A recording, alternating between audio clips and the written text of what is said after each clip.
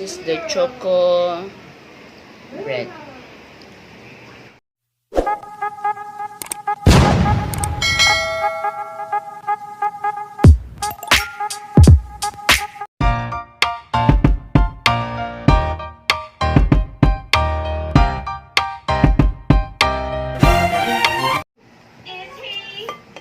This is egg, 3 pieces egg, coconut flour,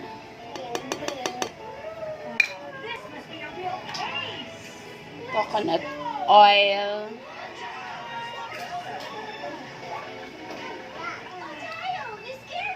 vanilla, salt, 1/4 teaspoon,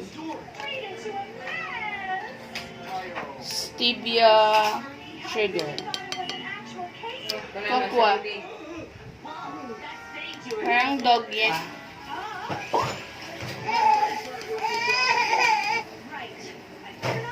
baking powder,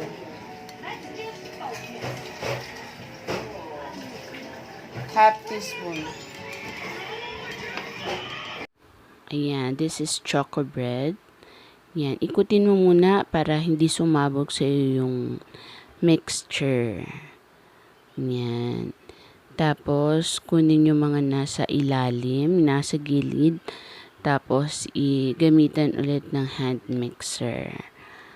Ayan. Itong pan ko ay round 6. Ewan ko ang tawag din yun. Tapos, lalagyan ng sesame seed.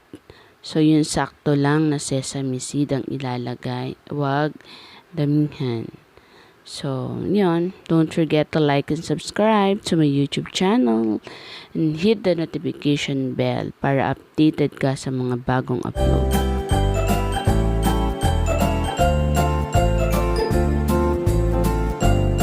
This is the choco bread.